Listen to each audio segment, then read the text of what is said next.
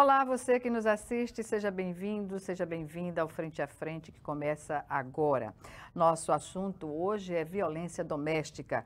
O Congresso Nacional aprovou e já foi sancionado pela Presidência da República o projeto que cria o Programa de Cooperação Sinal Vermelho para combater a violência doméstica contra as mulheres. O projeto, que agora é lei, também altera a Lei Maria da Penha para criar a pena contra a violência também psicológica, caracterizada por ameaças, constrangimentos, humilhações, ridicularizações, chantagens e limitações do direito de ir e vir da mulher. Para falar sobre o assunto, nós conversaremos com a promotora de justiça, Ariadne Dantas, ela que é titular da comarca de Porto Real do Colégio e acumula as funções no Juizado de Combate à Violência Doméstica aqui em Maceió. Seja bem-vinda, promotora. É um prazer tê-la aqui no Frente a Frente e comecemos justamente por essa questão da ampliação, não é, da violência psicológica. O que representa essa alteração na Lei Maria da Penha na prática? Bom dia, Gorete. Bom dia a todos. É uma satisfação enorme poder participar desse programa para que a gente possa falar desse assunto tão importante, né, tão relevante. De fato, é uma grande conquista, né, na nossa batalha contra a violência contra a mulher. É um avanço, mais uma forma de proteção, mais um canal de comunicação da mulher, de tirar a mulher dessa situação de violência, desse ciclo de violência. E a inserção desse novo tipo, como foi mencionado inicialmente, assim como da lesão corporal específica pela misoginia, também nos dá mais segurança de buscar a repressão desses crimes e evitar o mal maior, né, que é o feminicídio. Então, foi um grande avanço, sim, com certeza. A partir de agora, os juízes podem determinar o afastamento imediato do agressor, a mulher que é vítima da violência psicológica também? Então, agora, é importante que se fique claro que a violência psicológica ela já estava prevista na Lei Maria da Penha. Já é uma das formas de violência que nós tínhamos na legislação. O que aconteceu agora com essa mudança é que essa violência psicológica ela passou a ser também crime.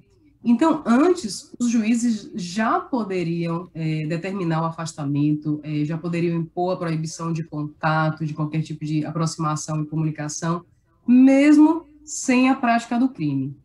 Infelizmente, a gente ainda consegue ver alguma diferença, uma divergência entre os juízes e entendimentos, e alguns entendiam que não existe um boletim de ocorrência, não há crime, então eu não vou determinar, não vou decretar essas medidas de proteção.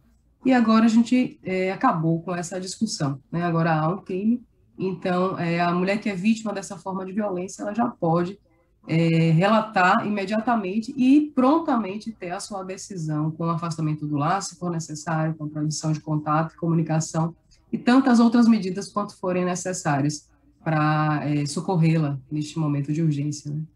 Pois é. Nos casos de violência física, em que a gente sempre debateu aqui nas entrevistas, colocando que em briga de marido e mulher se mete realmente a colher, não é? No dito popular.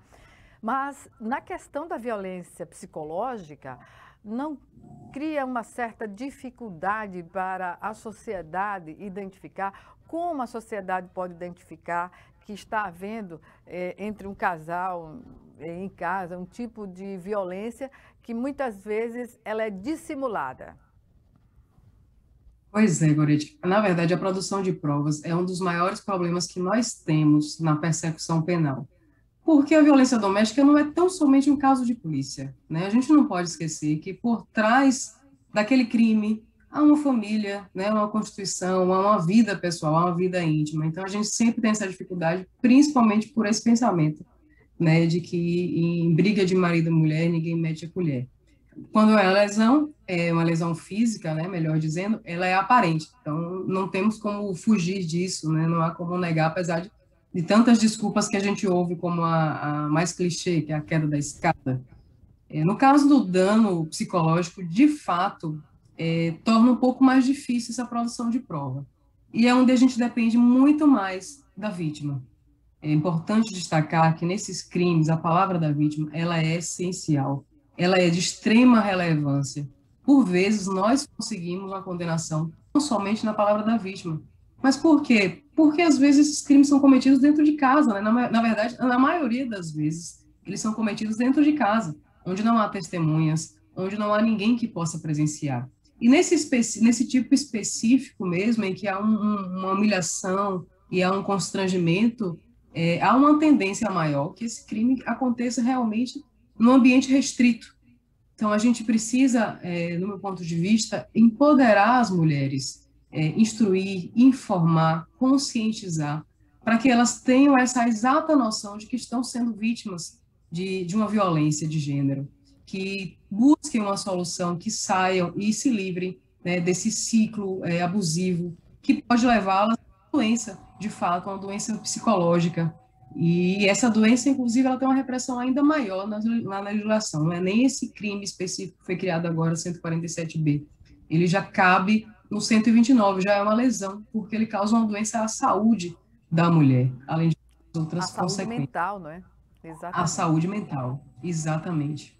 A gente tem um costume de não considerar, né? Eu acredito que essa pandemia ela vai fazer com que a gente passe a olhar, virar os olhos às doenças mentais. Há ainda um grande preconceito na sociedade de entender que são doenças que incapacitam, de fato, as pessoas e que podem, inclusive, reger todos os órgãos do nosso corpo. Uma lesão física a gente consegue compreender. Nós tivemos o exemplo agora da atleta olímpica, o quanto de preconceito ela sofreu por uma doença mental. Mas imagina agora, de uma pessoa que está dentro do seu ambiente familiar, a pessoa que ela ama, o marido dela, o companheiro, e ele ali constantemente submetendo a um quadro de humilhação, de constrangimento, de redução, de diminuição, Submissão também, né? submissão, exatamente. Isso gera, inevitavelmente, um transtorno. Se for um dano emocional retratado pelo psicólogo, é esse tipo novo. Agora, se ele já gerar uma doença mais grave, ele tem uma punição ainda maior, que já é uma lesão, na verdade, à saúde da mulher. Pois bem, em função dessa dificuldade de identificação, no geral, falando-se no geral, claro que deve haver uma subnotificação bem significativa dos casos de agressão que resulta na violência psicológica, além da doméstica, da física, perdão.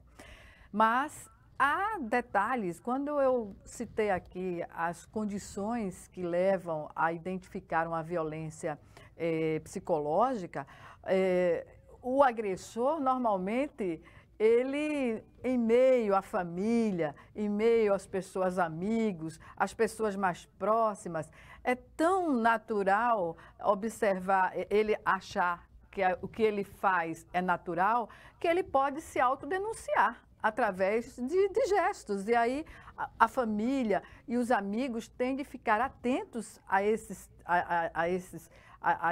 tópicos, não é? A esse comportamento para fazer a denúncia se entender que ali está caracterizada uma violência psicológica, né? Sem sombra de dúvidas. O machismo, ele é tão naturalizado que ele é extravasado assim, no ambiente social, numa conversa, numa brincadeira, no meio dos Numa mesa de amigos, bar. numa mesa de bar, constantemente, diga-se de passagem, né? E são feitos esses comentários jocosos, esses comentários que diminuem a mulher e são naturalizados, lamentavelmente, são naturalizados na sociedade. E aí agora a gente joga, não, isso não é normal.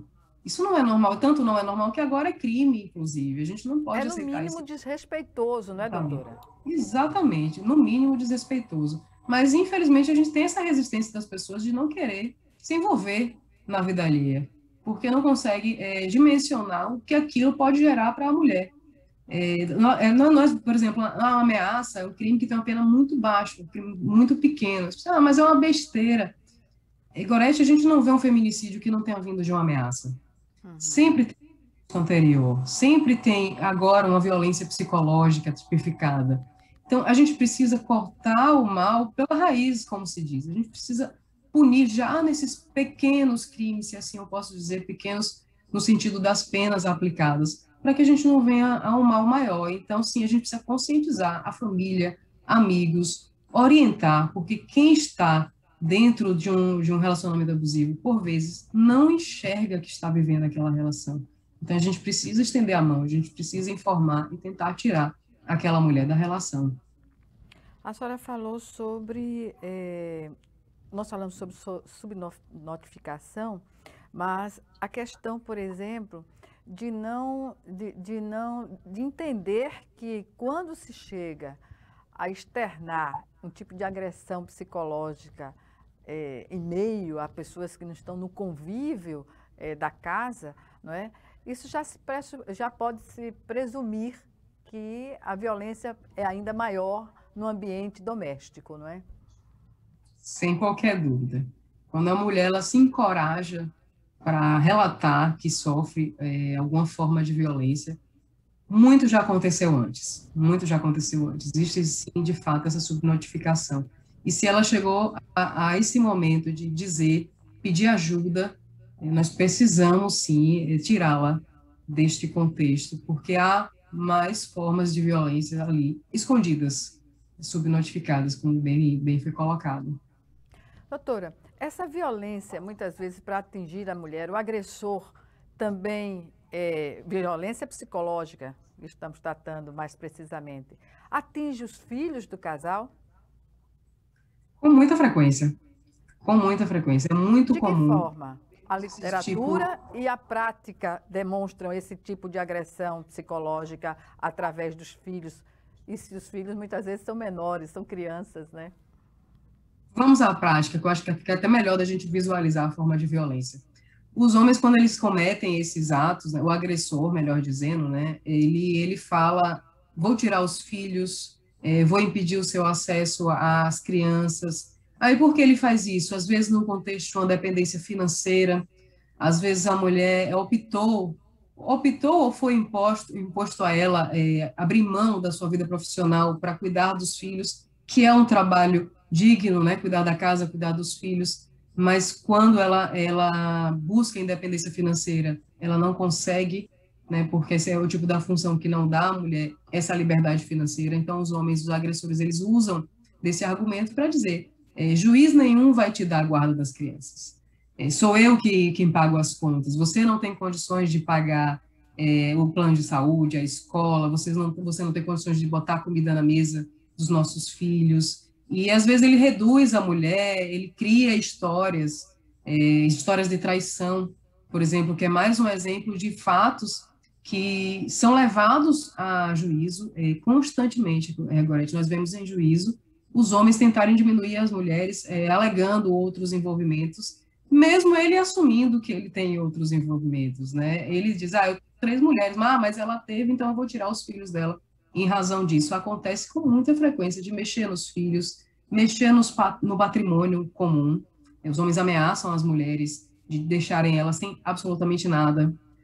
Às vezes são mulheres pouco instruídas, elas não têm essa informação, não têm conhecimento, elas chegam a achar, inclusive, que vão perder a casa. Muitas mulheres, no interior a gente vê isso com muita frequência, elas sofrem aquela violência, elas moram com um companheiro, sofrem aquela violência, e não saem de casa, porque eles dizem, se sair de casa, você vai perder a casa. E elas têm medo, de fato, de perder a casa. Elas têm medo de perder os filhos que estão dentro daquela casa, porque ele está ali a todo momento dizendo, se você sair, eu vou dizer que houve abandono de lá, você vai perder a casa e vai perder a guarda dos filhos. Mas como foi dito, há múltiplas formas de praticar essa forma de crime, esse mais novo tipo de crime que nós temos.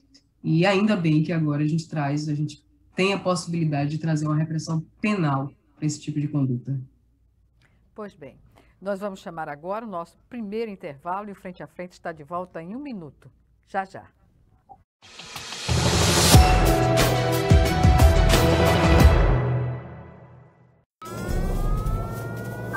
Há mais de 40 anos, um grupo de médicos criou uma organização de emergência médico-humanitária capaz de oferecer ajuda às pessoas em meio a desastres naturais, epidemias ou guerras, atendendo os mais necessitados sem se importar com raça, religião ou ideologia.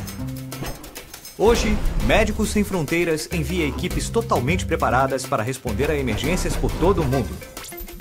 Nossos profissionais são financiados por pessoas como você e eu.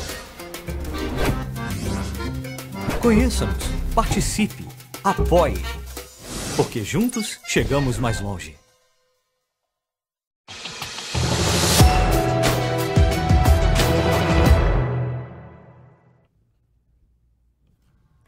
De volta com o Frente a Frente, que hoje debate a violência doméstica. Para tanto, estamos recebendo a doutora Ariadne Dantas, que é promotora de justiça da comarca, titular da comarca de Porto Real do Colégio, e acumula as funções aqui no juizado de combate à violência doméstica em Maceió. Doutora Ariadne, nós falávamos no final do bloco anterior, não é, sobre as formas de penalidades impostas pelo agressor às mulheres quando elas reagem à violência psicológica que vem sofrendo, ou física também. O papel da família que está perto, qual deve ser o papel da família de acolhimento a essa mulher quando ela se vê numa situação como essa? Porque normalmente a família, muitas famílias podem fazer como se diz, não vou me envolver, né? Depois eles reatam e fica tudo bem, e a gente aqui não fica bem com eles. Qual deve ser a prática da família num momento como esse? O que se espera da família é que haja, de fato, esse acolhimento, né? A pessoa está sofrendo uma situação de violência, está presa numa situação em que ela, às vezes, não sabe como se sair. Então, o que se espera da família, de fato, é esse acolhimento. Mas você pontuou muito bem essa questão de, depois volta. Isso é muito constante. Inclusive, é um ciclo da violência que a gente sempre retrata. Existe a tensão, existe a agressão, existe a reconciliação. E não raras vezes a gente ouve as mulheres dizendo, não, eu achei que ele fosse mudar, que fosse melhorar, então eu vou tentar novamente. E muitas famílias acabam desistindo, lamentavelmente, acabam desistindo. Não adianta nada, a gente vai, fala, manda ela sair de casa e ela vai e volta com ele novamente. Mas a gente precisa ter essa compreensão que faz parte do ciclo de violência. Não é fácil para a mulher se livrar disso, notadamente diante das possibilidades de dependência que ela tenha em relação ao companheiro, que não é tão somente a financeira, mas a financeira existe e é relevante, ela pesa. A família precisa acolher essa mulher. Mas o que acontece, Gorete, também, é que o agressor, ele afasta a mulher da família. É uma característica, inclusive, e isso, no meu ponto de vista, pode até configurar um dano emocional, porque ele restringe o acesso da mulher, não só à família, mas aos amigos, às pessoas que ele sabe que pode representar um risco de, no futuro, ele ter que sofrer as consequências pela prática da sua conduta. Então, é muito comum o agressor, o agressor, aquele que pratica todas essas formas de violência, ele isolar a mulher, seja da família, seja dos amigos, seja do meio social, da igreja, qualquer lugar que ela costume frequentar, é muito comum que ele faça esse isolamento, já como forma de defesa mesmo dele. Ele está querendo... Da segurança dele, né? Da segurança dele, para que ninguém perceba qualquer anormalidade no relacionamento. Exatamente. E assim ele vai gerando na mulher um dano emocional, né? Porque ela vai realmente voltando sua vida toda. Nessa questão do dano emocional, é claro que isso deveria estar ao alcance de todas as famílias, em qualquer classe social e econômica. Mas a gente percebe que as famílias que têm baixa renda, as famílias que estão nas periferias não têm acesso. Mas o tratamento psicológico seria uma saída adequada para mulheres e para agressores também? Sim, sim. Inclusive a previsão na própria Lei Maria da Penha.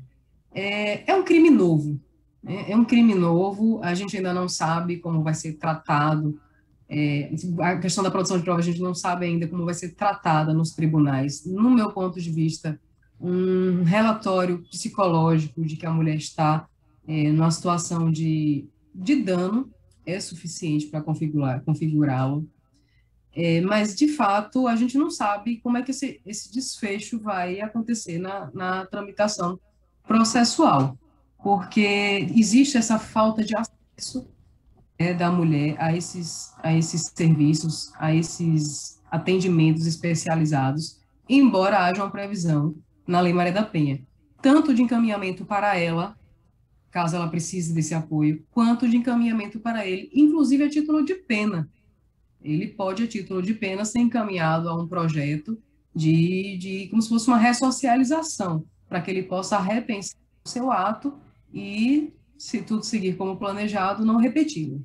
Então, existe, sim, esse encaminhamento, já há uma previsão da Lei Maria da Penha, de que há também a possibilidade, inclusive, de tratarmos o casal, né? Porque há questões paralelas, né?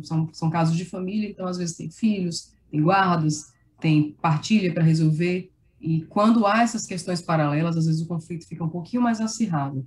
Então, quando a gente consegue fazer um acompanhamento psicológico daquela família, às vezes a gente consegue resolver o conflito e sanar a situação de violência, cada um seguindo a sua vida em paz.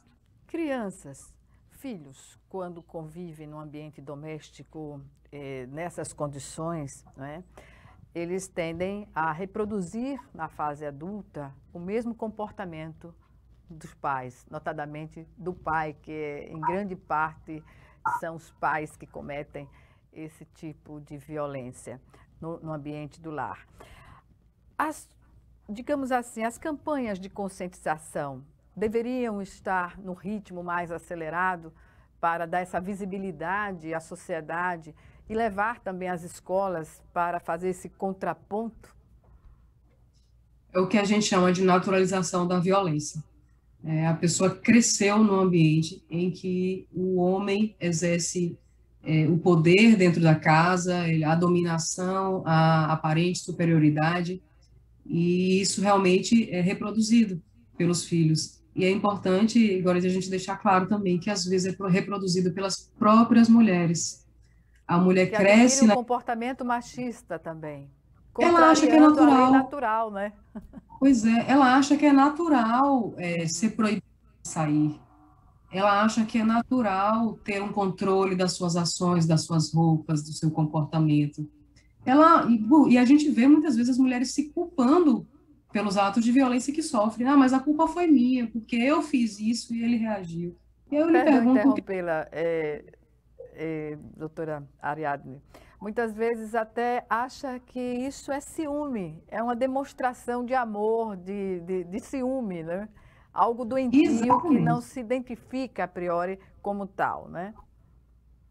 Eu converso até muito com o pessoal que trabalha com a gente aqui no juizado, exatamente isso. Toda vez, é muito clichê o homem dizer, ela não aceitou o fim da relação, ela vivia me perseguindo, ela tinha ciúme de mim. O que ele esquece de contar é o que ele fez para deixar a mulher nessa situação de insegurança.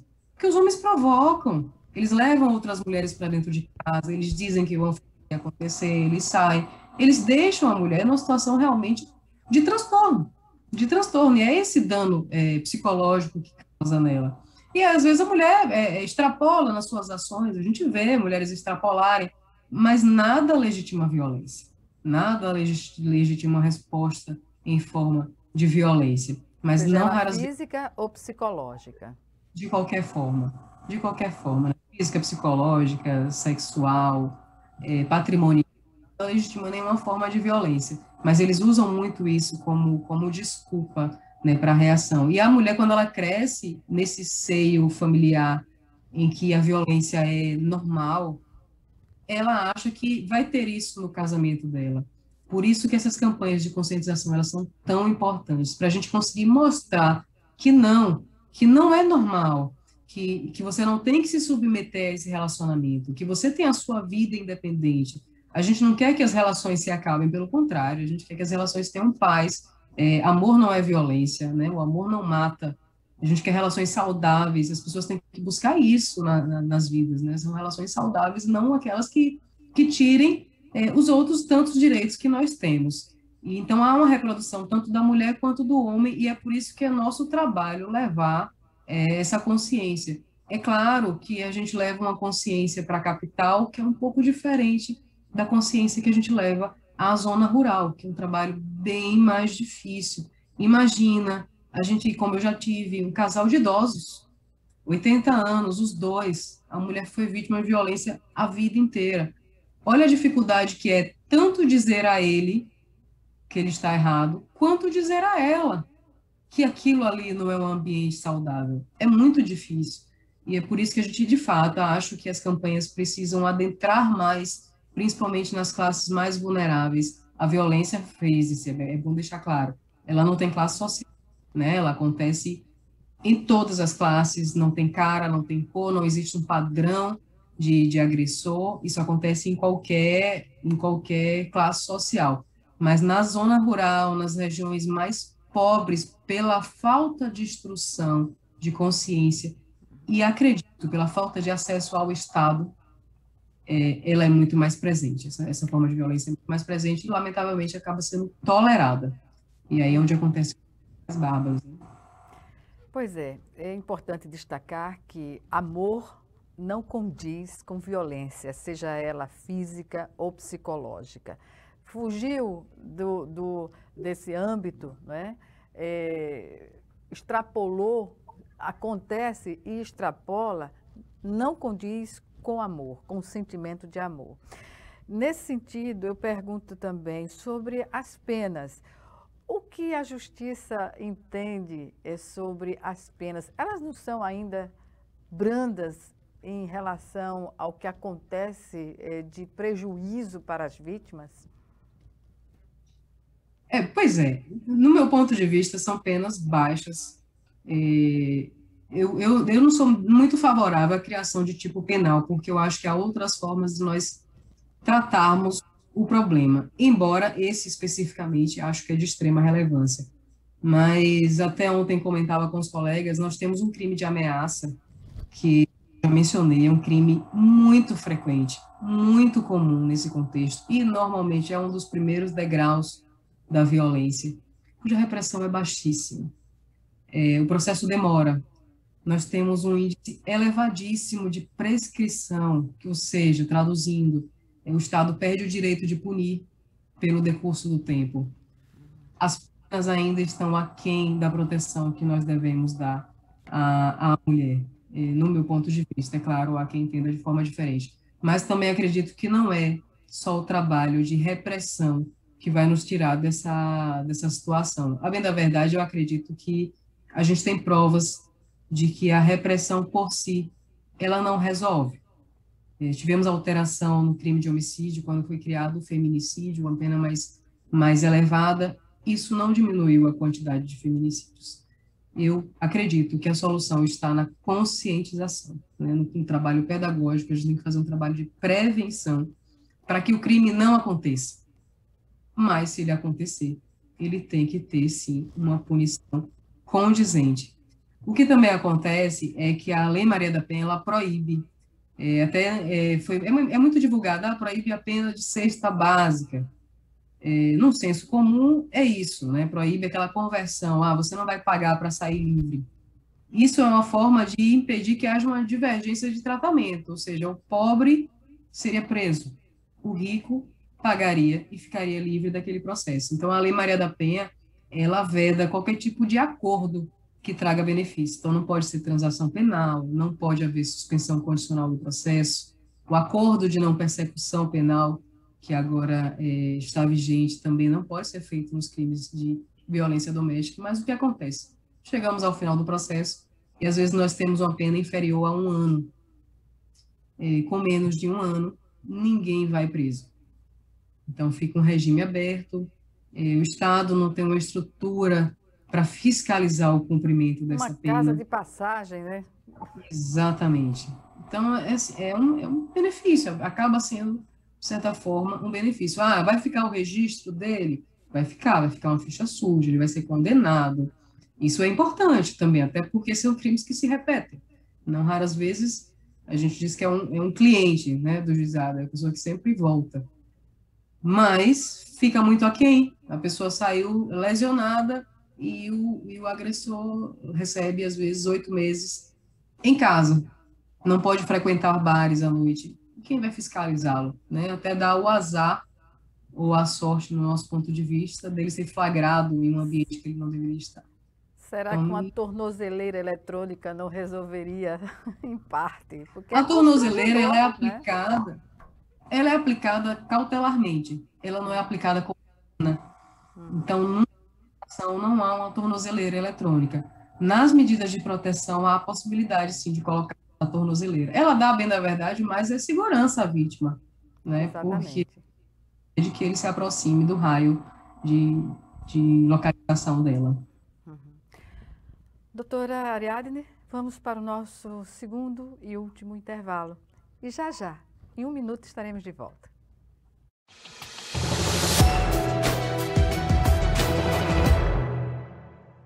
Se tem algo que precisamos ficar de olho, é na segurança das nossas crianças e adolescentes. Violência sexual, uso de álcool e drogas, trabalho infantil, situação de rua e desaparecimento de crianças são exemplos do que precisamos prevenir e denunciar. Disque 100 e denuncie qualquer violação dos direitos das crianças e adolescentes. Baixe também o aplicativo Proteja Brasil no seu celular. Respeitar, proteger, garantir. Todos juntos pelos direitos das crianças e adolescentes. A cada 2 minutos, 5 mulheres são agredidas no Brasil. E de cada 100 mulheres assassinadas, 70 foram mortas por seus companheiros ou ex-companheiros. Violência contra a mulher é crime. Denuncie. O Ministério Público quer ajudar você. Ligue 180. Procure a promotoria de justiça mais próxima.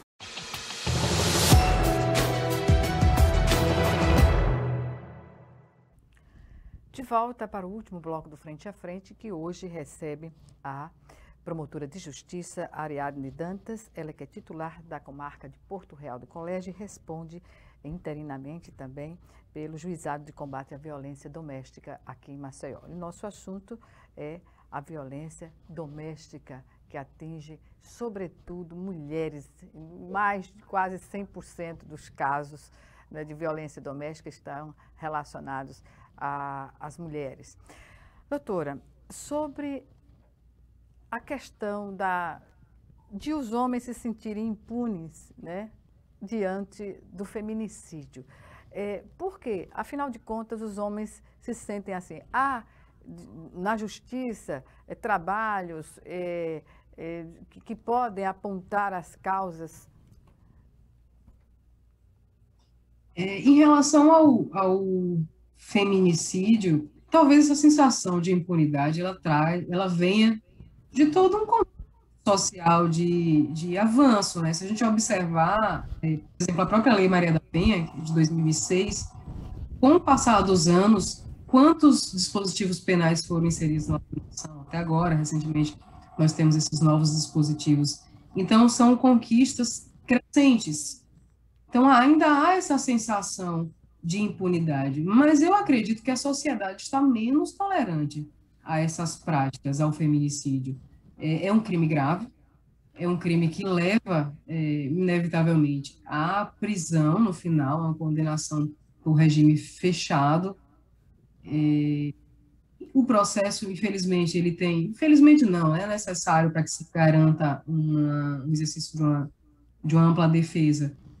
Há vários artifícios que são utilizados no processo para protelar o processo, para atrasar o júri.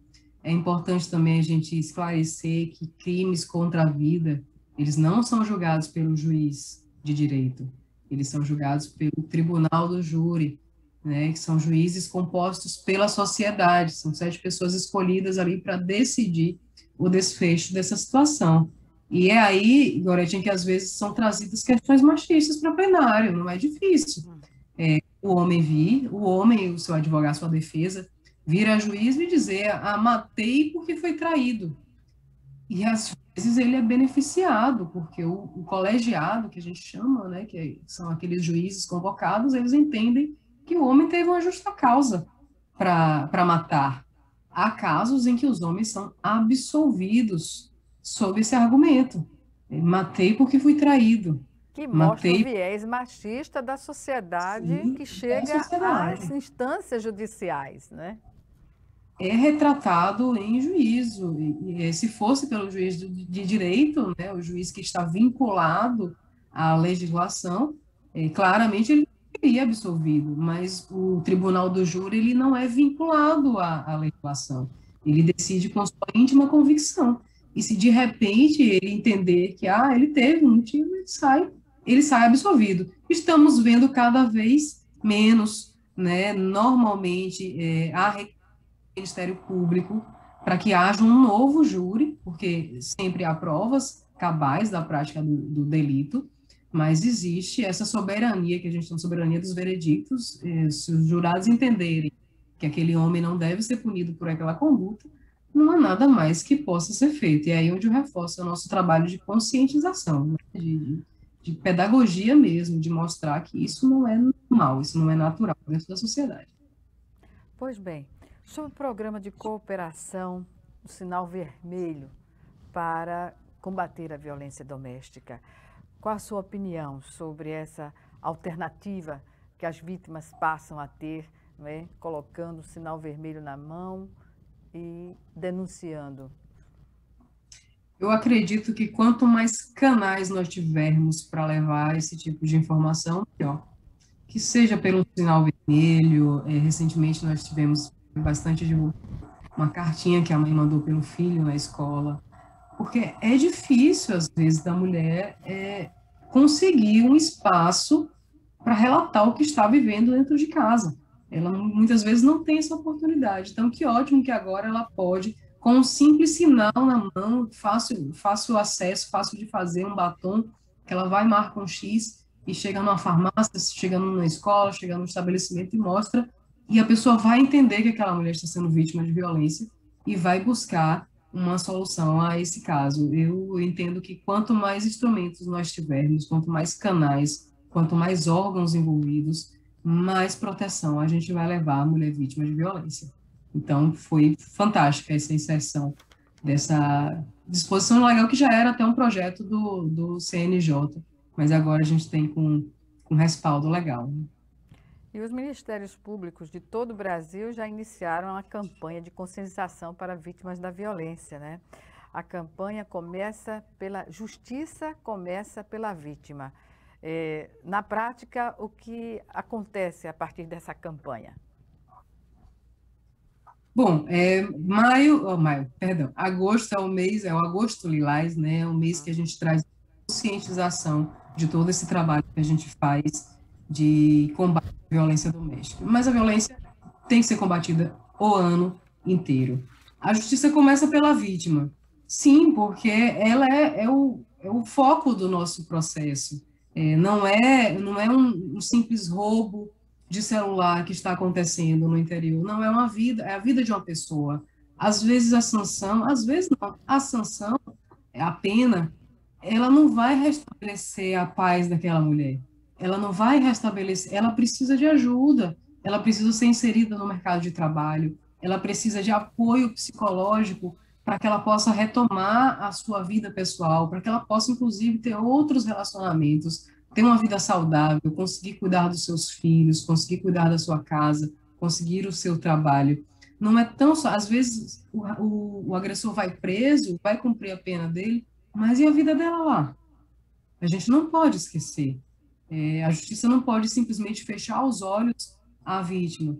Ela precisa ser acolhida, ela precisa ser respaldada. Então, é muito importante, sim, e que a gente incentive essa campanha de acolhimento à mulher. E é uma das coisas, inclusive, que a gente tem como padrão de atendimento. Eu recebi uma mulher que está me dizendo que está em uma situação de risco, que quer uma medida de proteção. A gente sempre pergunta, você precisa de mais alguma coisa? Às vezes ela precisa ir para um abrigo, ela não tem onde dormir. Às vezes ela não tem um dinheiro sequer para pegar um ônibus. Ela precisa de um serviço de saúde. Se ela foi vítima de uma violência sexual, então há vários procedimentos e a gente precisa dar esse respaldo. Então, a violência doméstica é um problema da polícia, é um caso de polícia, mas não é só isso. Existe a vida daquela família por trás dessa situação. Então, a tão somente punição do agressor não resolve o problema. Há outras questões que nós precisamos olhar colocar os olhos e trazer uma solução saudável. E a busca por esse auxílio das vítimas, né, pode ser feita diretamente no Ministério Público Estadual, ou através do site, ouvidoria, enfim. Tem os canais aí nas redes sociais que também podem ser acionados, não é isso? Exatamente. Aqui no Ministério Público de Alagoas nós temos um aplicativo específico da mulher, o app Mulher, que é para denúncias dessa natureza. Além desse aplicativo, é só baixar no celular. Hoje todo mundo não, mas a maioria das pessoas tem acesso a um aparelho celular. Baixa o aplicativo, faz a denúncia. Eu quero denunciar a minha vizinha, não tem problema, não se identifica, mas diz onde é a casa, que nós vamos fazer uma abordagem para identificar se de fato existe ou não, fazer o acolhimento, como eu mencionei. Além desse aplicativo específico, tem um aplicativo da própria ouvidoria do Ministério Público, que também serve a essas denúncias. Além dos e-mails das promotorias, os telefones das promotorias, todos nos sites do Ministério Público. E não é só o Ministério Público, né? Tem um Disque 180, que é o Disque Direitos Humanos, e nós recebemos muitas demandas do Disque 180, que eu acho que é um número que até está mais familiarizado na sociedade para denúncias dessa natureza. Mas eu queria destacar uma coisa, Gorete: se for urgência, se a pessoa estiver sofrendo a violência naquele momento, a gente precisa ligar para a polícia. É o 190. Na hora que está acontecendo a violência, a gente tem que chamar a polícia para conter, para que haja uma prisão em flagrante, para que haja um socorro à vítima, que não chegue a um mal maior, porque esses aplicativos eles vão ser resolvidos em um curto tempo, mas demanda o recebimento da denúncia, então o encaminhamento ao promotor responsável. Então, às vezes, não é tão rápido quanto é o atendimento da polícia, né, nesses casos específicos da violência acontecendo no momento. E além do Ministério Público, tem a Defensoria Pública, tem o Tribunal de Justiça, tem as próprias delegacias especializadas. Então, há vários canais em que as pessoas que tenham conhecimento, ou as que estão sofrendo, as mulheres que estão sofrendo essa forma de violência, busquem ajuda. Pois bem, só para a gente arrematar, estamos no minuto final. Como as mulheres devem encarar as alegações, a gente vê na literatura e mesmo nos casos, né, que surgem, que os homens, quando resolvem agredir as mulheres, seja de forma física ou psicológica, alega que surtou, né, que estava fora de si. O que deve ser considerado numa justificativa como essa, doutora? Eu entendo como totalmente descabida. Então, assim, então legitima a gente surtar e sair agredindo as pessoas na rua. Eu realmente, no Ministério Público, a gente produz as provas e é o tipo de argumentação que não tem respaldo nenhum. E outra, quando a gente está numa situação de violência doméstica, não é um fato isolado. Acontece de um fato isolado, um único momento, ele perdeu a cabeça, né, e acabou agredindo. Não é que isso não possa acontecer, mas é mais raro. Normalmente, essa agressão, ela vem cercada das outras formas de violência, dessa violência psicológica, desse jogo com os filhos, com o patrimônio, da diminuição, da limitação de liberdade. Então, há um contexto por trás daquele ato de violência que gerou o processo, que a gente não sabe qual necessariamente vai ser. É uma argumentação muito fraca, não há respaldo nenhum. Normalmente eles dizem, ela partiu para cima de mim e eu reagi. Então, senhor, ela foi, lhe deu um arranhão e o senhor deu um soco no olho dela. A proporção é desmedida. Totalmente desproporcional. Mas sempre é muito comum isso. Ela me arranhou, estou toda arranhada, aí o senhor foi e quebrou os dentes dela. Isso acontece com muita frequência. Uhum. E não tem cabimento. As mulheres não têm que ter medo desse tipo de alegação, não. Apresentar as provas e a gente vai buscar a repressão pela prática. Doutora Ariadne Dantas, eu lamento informá-la que o nosso tempo chegou ao fim, porque o tema caberia aqui conversarmos por mais tempo. E aí eu agradeço mais uma vez a sua participação. Algumas considerações? Eu agradeço novamente o espaço. Eu acho que a gente precisa falar sobre isso. São assuntos íntimos, mas A gente precisa levar conscientização, informação, conhecimento, para que um dia a gente não tenha, né, que vir aqui falar, comemorar um novo crime, porque isso não pode ser visto como um avanço da sociedade. As mulheres precisam de processo de empoderamento, agora de um processo de conscientização. Nós não queremos espaços ocupados pelos homens, nós queremos os nossos espaços, né, um processo de consciência da liberdade, da independência, do poder que a mulher tem de exercer funções dentro da sociedade. E é isso que a gente precisa levar, esse tipo de informação. Não se calem, busquem ajuda, é possível sair dessa situação de violência, é possível, há um outro caminho. A campanha do público nesse ano vem nesse sentido, é possível mudar a sua vida, você pode mudar a sua vida, você pode sair desse ciclo de violência, buscar ajuda, buscar um outro caminho e recomeçar em paz, com saúde, com vida, com amor, que é o que a gente espera para todos. Muito obrigada mais uma vez, espero que tenha ficado claro, né, tenham ficado claras as nossas exposições, que a gente tenha contribuído para levar essa informação e diminuir essa violência. Claríssimo. Eu que agradeço e até uma próxima oportunidade. Até a próxima. Boa tarde a todos. Até mais. Obrigada a você também que nos assistiu e até o nosso próximo encontro aqui, frente a frente, também com você.